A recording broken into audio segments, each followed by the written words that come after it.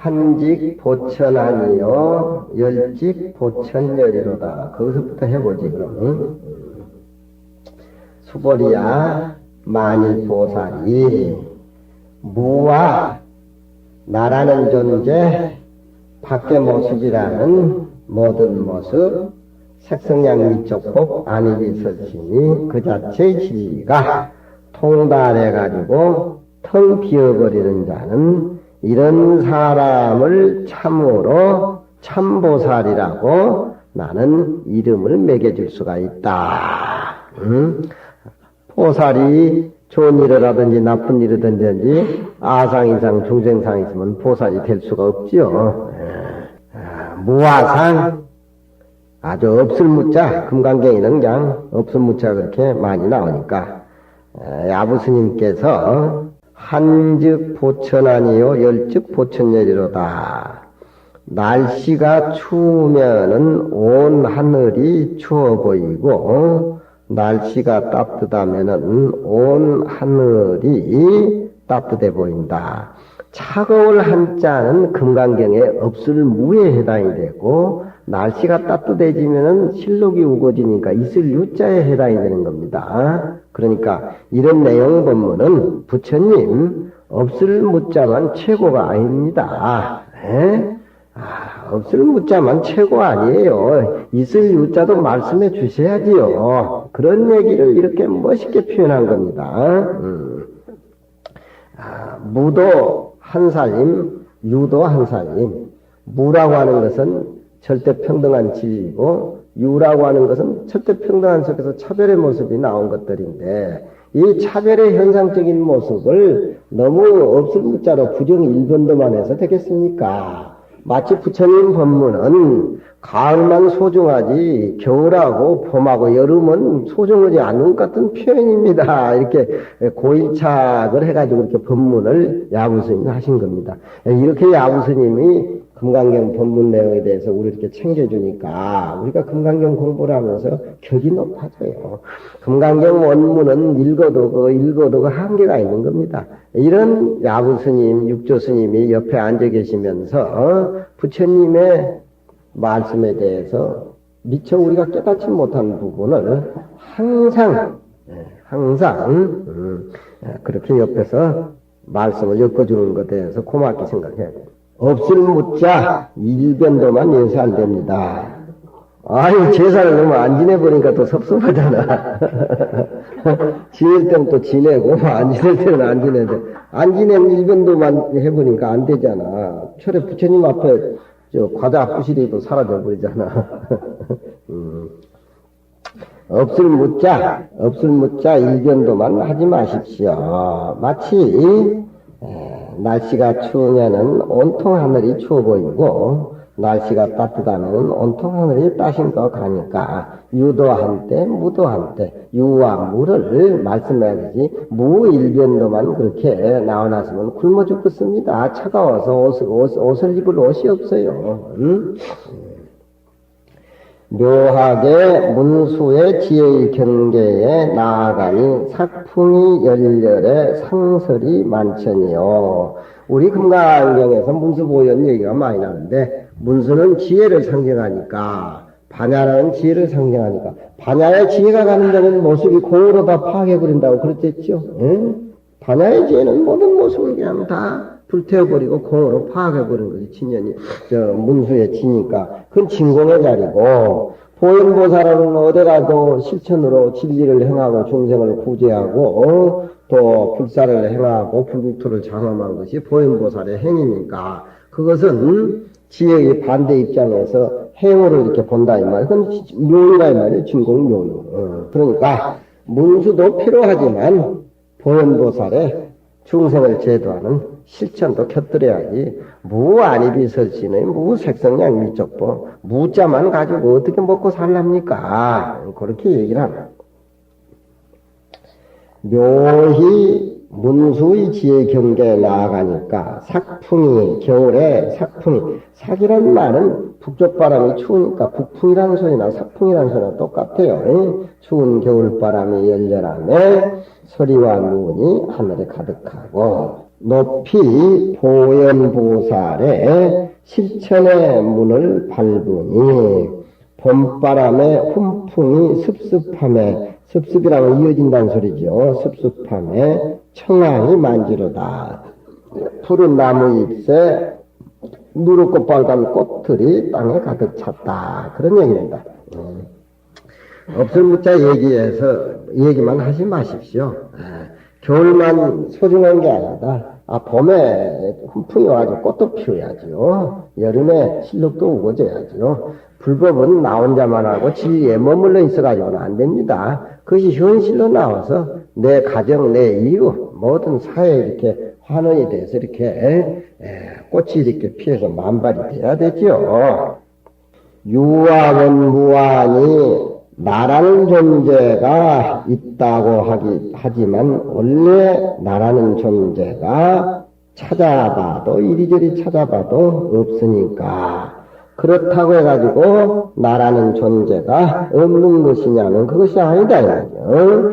한시에 소연하여 추울 때에는 이불 속에 들어앉아가지고 따뜻한 봄을 소라고 하는 불을 태우고 그렇잖아요. 우리가 추울 때는 따뜻한 난로불에다가 좀 불 좀 피워서 한번 피워서 좀 손 좀 놓겠으면 좋겠다 이런 생각이 나잖아요. 그건 뭐냐?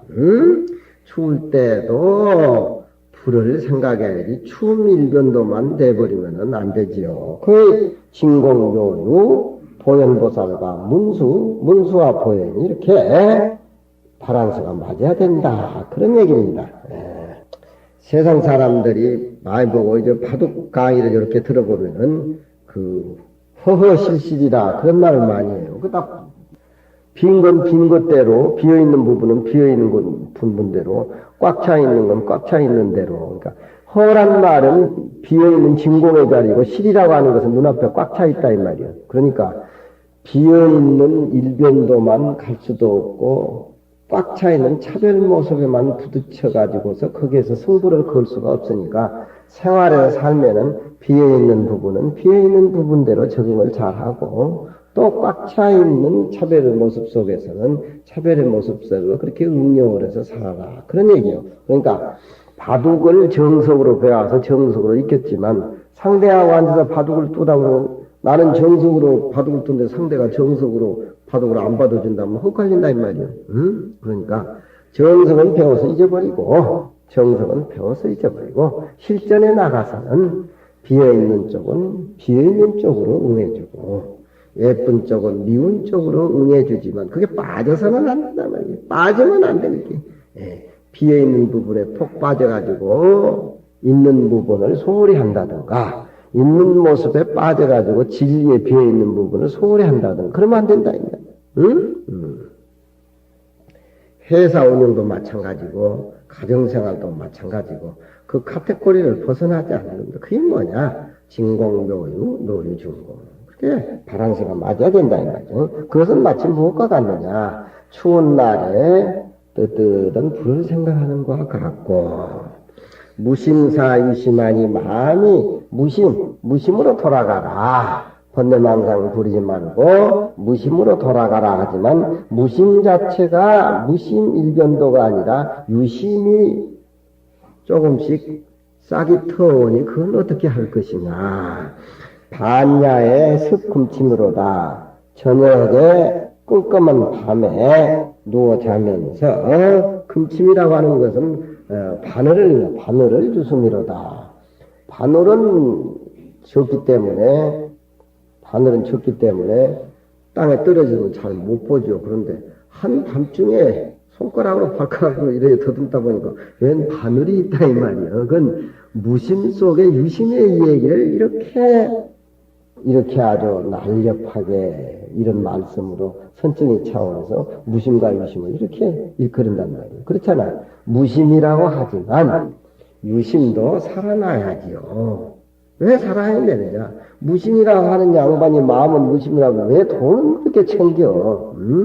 전달과 아저씨는 금강경 40년 읽었는데 왜 그렇게 돈만 이자만 챙기고 앉아있냐 이 말이야. 그 생활도 금강경하고 접속을 좀 시켜야지. 무심무화를 무심이다는 말하고 무아, 나를 없애는 무아를 분명히 말하니 불직해라, 알지 못해라, 도자는 시하인고 가가. 부지란 말은 알지 못해라. 무심이란 말, 유심이라고 얘기하는 도자는 말하는 본인이 말입니다. 말하는 본인은 이 누구냐? 이 누구냐? 당신은 무심이요, 유심이요, 유심이요, 무심이요. 유심무심을 얘기하는 장본인은 유심이요, 무심이요. 이렇게 금강경에는 낚아챕니다.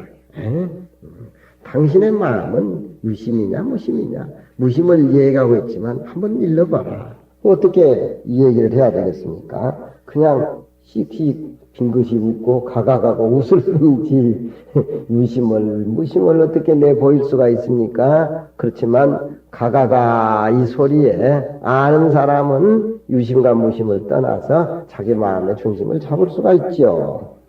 본래 나는 소리, 본래 나는 나라는 존재나 밖의 모습, 인상이 없음이로되 그렇지만 내 주위에는 이렇게 삼라만상의 모습들이 있으니까 중생을 제도하는데 도생, 중생을 제도하는데 우선 거짓걸로 가란 말은 방편으로 나라는 덕민이라는 나라를 세우니 그렇잖아요. 무심으로 부처님이 자복에 앉아서 끝나버리면 금강경 얘기는 우리가 못 듣지 않습니까? 방편으로 부처님이 하고 싶지는 않는 소리지만 입을 열어서 이렇게 머무르고 이렇게 그 마음을 항복받고 이렇게 닦으라 하는 소리가 중생을 의식해서 하는 소리라 이 말이요. 중생을 제도하기 위해서 우선은 나를 세웠으니 마치 그것은 차올 때에 뜨뜻한 불이 이 가히 싫지 아니하며 중생 제도하는 것도 쏠쏠하다 이 말이야. 호주머니에 많이 가지고 있는 돈도 자기 것이라고 다 챙겨가지고 꽉꽉 모아놔두면 자기 것이 되질 않아. 나는 이제 부국사 가서 이렇게 사니까 돈 많은 절에서 산다고 해가지고 정말 초하루만 되면 학생선에 또 돈 받으러 온 사람들이 있어. 혼자 못 살아. 또 우리 내 사제가 저렇게 수술을 하고 병해가지고 지금 병원에 또 저렇게 누워있는데 그것도 뭐 10년도 20년도 아니고 30년째 다행히 걸려가지고 막 이식수술하고 사제라고 또 하나인데 그게 뭐 형님 뭐 어쩌고 저쩌고 어디 여행 가고 뭐 어쩌고 저쩌고 내 나라는 소리지. 이제 똥물 나오도록 강의해가지고 번 돈 이제 그럼 이거 들으면 또 시비하겠다 이제또 내 몸을 저놈이 대신해서 아파주는갑다. 이렇게 생각할 적에 호주머니 있는 것을 다 털어줘요. 죽기 싫으면 어떻게 죽었어요? 내 아픈 내 병을 저놈이 대신 알아주는갑다. 금강경 이치에서는 둘이 아닙니까? 그렇잖아요. 또 3, 40년 도반으로 다니는 요즘은 이제 실직을 해가지고 양아치가 돼버렸는데 초하룻날 보면 이제 또 찾아온단 말이에요. 그러면은 옛날 둘이 잘 먹고 잘 지낼 때는 떵떵거리고 굉장했는데 내가 호주머니 조금 무슨 불정이나 좀 생겼다고 해가지고 저놈이 그것 바로 가면 싹 깎아봐요. 얼마나 가서 악담하겠어. 그러니까 울며 겨자 먹이시고 또 나눠 써야 된단 말이야. 내가 양아치가 되고 지가 이렇게 불국사 학장이 됐다라고 입장이 바뀌어서 생각하면은 눈물이 나오잖아요. 그렇게 사는 거예요, 세상은. 그러니까 추울 때는 추운 것 일변도가 아니고 따스운 것을 생각이 이렇게 나는 것이고 그렇잖아요. 그런 걸 실치를 안 해. 그런 생각으로 서로 보시하면서 한 모습으로 이렇게 살아가는 그것이 사실은 자연스러운 것이고 꽁꽁 책에서 안 주는 것이 그 부자연스러운 것이죠. 자연스러운 것이 서로 나눠가면서 서로 주어가면서 서로 한 모습으로 사는 그게 자연스러운 모습이에요. 그래서 무에는 유를 수용해야 되고 유 속에는 무를 수용해야 되지 무 일변도만 해서는 안 된다. 그런 얘기입니다.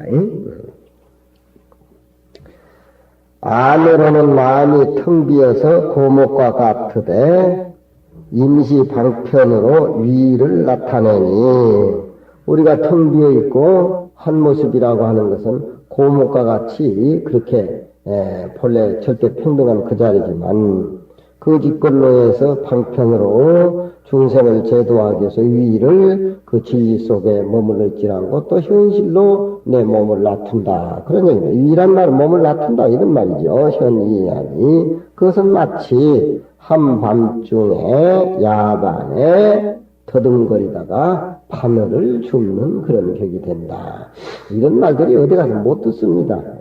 참 옛날 고문 맛으로 참 깊은 내용 말들이요. 불시무지라 한밤중에 더듬거리다가 바늘을 주시니까 이 무지가 아니에요. 안이 없는 것이 아니에요. 응? 그러니까 금강경이 비어서 아무것도 없다 일변도로 금강경을 공이라고 얘기해버리면 그것도 문제가 있는 겁니다. 그 공 자체가 묘유를 수용하는 쪽에서 묘유를 순공하는 쪽에서 그렇게 되는 묘원이라는 우리 묘원 스님 얘기도 묘자는 묘유고 원이라고 하면 금강경의 진공이란 뜻이에요. 묘원 그걸 함께 실천에 옮겨나가는 그런 모습. 그러니까 묘 일변도만 해서도 안 되고 그 자리에 원 일변도만 해서도 안 되는 게 묘와 원이 갖춰져 있는. 그건 뭐냐? 문수와 보현이 같이 발안서를 맞추는 얘기라든가 유 일변도가 아니라 유 속에서는 무를, 무 속에서는 유를 그렇잖아요. 밖에 나가서 있으면서도 집안일을 걱정해야 되고 집안에 머물러 있으면서도 밖에 나가서 고생하는 영감 걱정도 그렇게 해서 서로 안과 밖에 그렇게 조화를 이루어야 금강경의 진공도의 그런 맛이 싫지 않게 살아난다 이 말이야. 분명히 무아의 이치를 말해서 내니 알지 못해라. 무아라고 말하는 자, 도자는 이 어떤 물건인고, 가가가 깔깔 웃으면서 그 무아, 유아 얘기하는 그 사람은 유아인가, 무아인가, 그 사람은 유심인가, 무심인가, 자기 자신이 답을 내려서 한번 생각해봐라. 이런 말을 철학적으로나 어떤 무슨 과학적이라기보다도 자기 본래 모습으로 가져와서 아침 저녁으로 저녁에 너무 텔레비라든가 뭐든 신문이라든가 너무 그런데 빠지지 말고 조용히 앉아서 이렇게 반출하고 반조해 보면은 내 일상생활이 이해 못할 것이 이해가 저절로 되고 또 집착대에서 아웅다운 마음이 금방 풀어지고 또 미웠던 사람이 그렇게 꼭딱시게 미워지질 않고 좋다고 환장한 사람도 그렇게 좋아 보이지도 않고 그 내 중심의 마음이 이렇게 서지는 겁니다. 그래서 우리가 인간이라고 하는 것은 나한테 고통을 많이 이렇게 주는 것은 내면의 내 공부를 확인시키기 위한 부처님의 나에 대한 어떤 사람 만들기 길들이기 작전이라 이렇게 생각했을 적에 내가 안 피어나고 이 궁한 이 현실 모습이 피어지고 또 궁하고 헐떡거리는 게 재미가 있고 많이 먹고 배불리 먹고 그저 그냥 체중이나 줄이기로 사우나나 다니고 외국이나 다니다가 세계나 만나가지고 뒤지고 그런 뒷모습은 아니라는 게. 종경스님 모든 망령된 것은 아상인상 중생상 상이지요. 그런 망령된 것이 다 사라져가지고 참된 내 진여자리에 돌아오니 중생이 하증멸돌이요. 중생이 어찌 일찍이 멸도라고 하는 것은 중생을 업을 멸하고 제도시켰다. 진리를 깨닫게 했다. 건네줬다. 그런 뜻이죠. 중생이 다 부처고 내가 부처인데 깨달음을 가르쳐줘 가지고서 제도할 자가 누가 있겠느냐. 중생이나 나나 한 모습으로 봐버린 것이 구경무화부인다. 그런 얘기죠. 법공무화하니 법 자체가 텅 비어서 나라는 그런 존재마저 다 사라졌으니 보리가 본래 스스로 둥글고 이루어짐이로다. 바로 넉넉히 연등부처님을 만나 인증을 얻어서 의심하지 않는다 하더라도 이미 내세에 막혔거든 하물며 석가가 거듭 살펴서 바야흐로 깨달아서 전전히 깨달음의 도정을 밟았다고 하겠는가. 이 금강경의 이 얘기는 이렇게 본래 가지고 있는 본분자리에 입각해서 항상 생각하다 보니까 유명한 종경스님도 이런 법문을 하게 되는 겁니다. 연등 부처님도 진리의 모습이고 석가모니 부처님도 본래 그 자리는 청정하고 본래 부족한 자리인데 누가 수기를 주고 누가 진리 쪽에서 볼 적에 수기를 주고 누가 인정을 누가 해줬겠느냐. 수기를 주고 깨달음을 인정해줬다라고 하는 것은 현실 시간과 공간 제약에 떨어지고 만다는 겁니다. 시간과 공간의 제약에 떨어져가지고 떨어지는 서로 주고받는 수기라고 하는 것은 진정한 진리의 모습은 아니라는 거예요. 이걸 우리가 이해를 해야 됩니다. 세상의 이치라고 하는 것은 국민학교, 중학교, 고등학교, 졸업장이 다 있어서 서로 인정해주고 나가고 그런 건 세속적인 것이지만 금강경에서는 진리의 한 모습이니까 연등 부처님도 한 모습, 석가모니 부처님도 한 모습.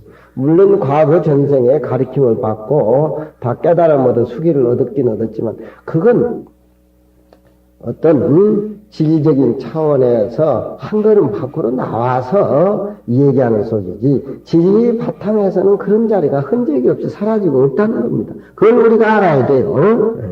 그걸 가르쳐주는 게 부처님의 말씀이에요.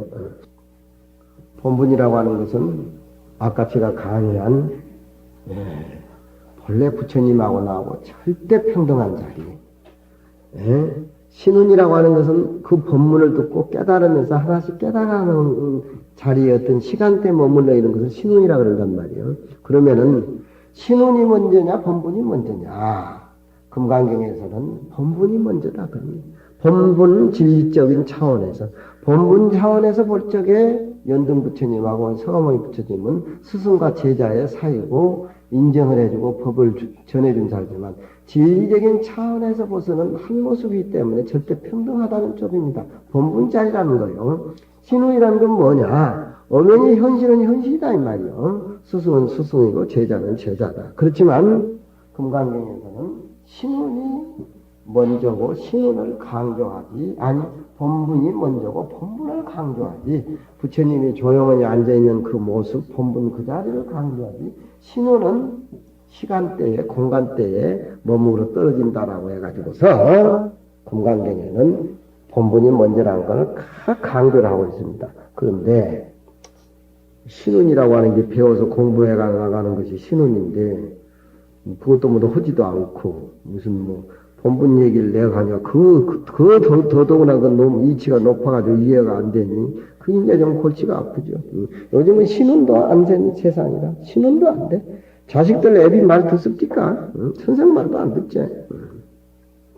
그러니까 지금 그 얘기입니다. 본분이 원래 무아의 사상에서 볼 때는 바로 넉넉히 연등 부처님을 만나가지고 인정을 얻어서 의심하지 않는 그런 자리라 할지라도 본분 입장에서 볼 적에는 벌써 신우는 시간대에 떨어져가지고 이미 과거 전생 내세에 맥혔거든. 하물며 석가가 중중 살피고 법문을 듣고 깨달아서 굴러가지고서 그 공부해 나가는 도정은 계단입니다. 계단을 밟았다고 하겠는가.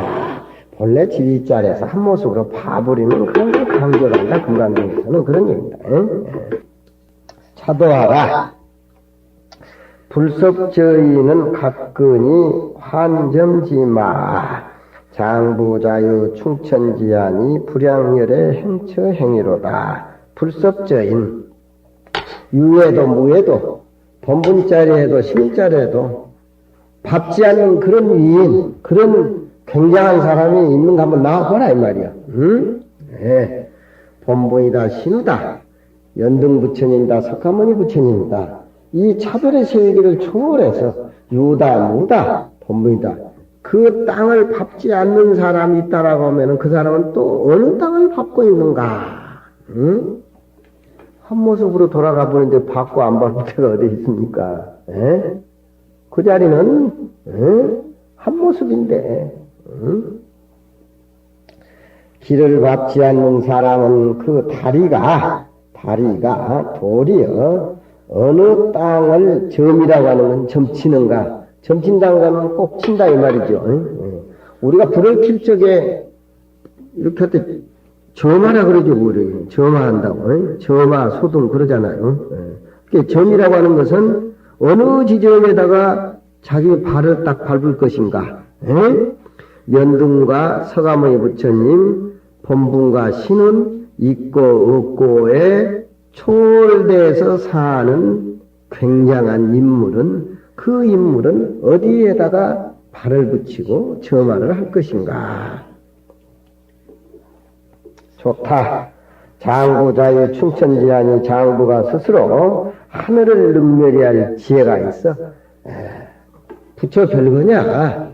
육조 달마 별거냐? 지도 장부고 나도 장부다. 장부의 입장에서는 지도 장부고 나도 장부다. 석가 별거냐? 지도 눈 두 개야. 나도 눈 두 개고, 지도 콧구멍 두 개요. 나도 콧구멍 두 개. 석가 별거냐? 장부의 입장에서 볼 적에는 진리의 차원에서는 절대 평등한 한 모습이다 이 말이야. 그러니 장부가 스스로 하늘을 뚫을 지혜가 있으니 열애의 행한 곳을 향해서 부처님이 오라 하는 그 길을 따라가지 않아도 그런 사람은 좋다 이 말이야. 이런 쪽에 이해가 확 돌아가면은 금강경에 비어있는 모습이 자기 산 사람보다 확 닿습니다. 닿고 또 일상생활 속에서 그런 맛을 느껴요. 그래서 세상에 살아나가도 세상 사람들이 아웅다웅하고 생명을 거는데 이렇게 먼 데서 보면 웃음만 빈 것이 웃어지고 저것도 사람인가 그렇게 생각이 든다 이 말이야. 교육자가 되려면은 도덕성이 우선이어야 되고 교육이라고 하는 것은 그 세계에 또 눈이 하나 열려야 돼. 교육자라고 하는 것은 돈이니 명예니 포기해버려야 돼. 교육자라고 하는 것은 돈이니 명예니 포기해버려. 교육 하나만 가지고 자기는 평생 종사해도 끝도 한도 없는 건데 왜 자리를 탐하고 돈을 탐하고 애를 또 무슨 미국에 무슨 국적을 얻고 뭐하고 그게 안 되기는 항상. 나는 주지도 한번 못 해봤지만 시켜주지도 않지만 직지단전 미리심하니 똑바로 단전 호투로만 전해는 밀밀한 뜻의 깊은 것을 똑바로 부처님이 전해주니 본래 그 자리는 불도 아니요 또한 마음도 아니미로다. 분명히 연등 부처님에게 진리 차원에서 볼 적에는 수기도 받지 아니했으니 석가모니는 석가모니 부처님, 연등은 연등 부처님 스스로 신령스러운 광명이 등고구미로다. 옛날이나 지금이나 과거, 현재, 미래 시간과 공간을 한 모습이 신령스러운 광명이 딱 빛으로 타가지고서 진리의 모습이 한 모습으로 존재한다. 미리원성 갱무구하니 밀밀한 뜻을 원만 이루어서 다시 따로 구할 것이 없어. 그 자리는 진리가 스스로 신령스러운 광명의 진리가 고금을 삐뚤어 가지고 비춤이 있음이로다. 구경무화부는 우리의 본래 모습이 무화다. 그 무화의 진리가 그 신령스러운 빛이 과거 현재 나를 삐뚤고 있다. 이 세상에 나올 적에 시간대에 머물러서 내가 이렇게 살지만 이 시간대에 머물러 이렇게 살지만 나를 끌고 다니는 놈이 뭐가 있다 이 말이야. 이 몸뚱이라고 하는 것은 시간이 되면은 화장터 아니면 땅구덩이에 들어가 버려. 눈 감아버리면 천하송장 보기 싫은 것이 천하송장이야. 옛날에는 우리 선생님은 6월장을 했는데 다시 우리가 한 달을 그 서재 안에다 이렇게 가매를 했는데 선비는 한 달장이니까 6월장이니까 왜 6월장을 하느냐. 먼 데서 선비들이 조문한 시간을 주기 위해서 유월장을 하는 거예요. 네. 옛날에 중국의 사계에는 천자가 죽으면 3년상을 한단 말이에요. 3년을 왜 그러느냐. 먼 제후들이 요즘은 비행기도 좋고 기차 교통수단도 좋지만 중국 같은 데는 천자가 죽었는데 조문으로 제후들이 가려고 걸어도 가다 한 석 달씩, 3년씩, 몇 년씩 그래 걸리는가 봐. 근데 비누로 이렇게 쌓아놔두면 괜찮죠. 옛날은 비누로도 없을 때 보면 시체가 썩어가지고 온 동네가 골이 아프다는 거예요. 예. 그리고 부모가 죽으면은 한 달장을 옛날 선비들은 지내야 되니까 요즘 비누로가 좋지만 옛날 이조 때 보면은 기록들이 그렇게 나와 있어. 사랑방에다가 아버지 죽었다가 앉혀놔두면 그날부터 썩은 내가 나니까 온 집안이 골이 아픈 거야. 골이. 그런 시체에 허무하고 무상한 금강경은 가치도 없는 건데, 부처님의 30 이상 파시자와 모습도 그런 화장터에 가서 불에 타버리고 썩으면 냄새나는 그런 것이 부모의 모습이 소중한 것이 아니라 평소에 부모님이 많이 소중한 게 그게, 평소에 부모의 말씀하시고 얘기하는 그 행실 자체가 소중한 것이지, 눈 감아버리면 이 속량은 사람이 쳐다보지도 않나요? 그렇지만 이 몸을 끌고 다니는 이 모습, 금강경 가만히 두고 느끼는 이 마음, 죽고 난 뒤에 또 생활 받기 전에 그 공간, 그 공간을 끼어차고 한 모습으로 끌고 가는 이리관지라는 공자님도 얘기했듯이, 그 모습이 스스로 텅 비어있고 청정해서 신령스러워서 시간과 공간, 공급이 끊어지고 없고 한 모습이다. 그 모습이 지금도 우리하고 같이 이렇게 대면하고 있고 서로 느끼고 이렇게 얘기한다. 그런 얘기입니다. 그것이 구경부화분의 어떤 그 진수적인 모습인데, 수화증의 일례라는 천동 갱지천사 얘기로 가져와서 좀 곁들였는데, 사실 이런 표현이 할 수가 없지만, 그거 말이랑은 한계가 있지만, 강의를 하라고 하니까 이런 비유 저런 비유 쓰고 내가 더 괴롭고 엇만 진 것 같습니다. 감사합니다.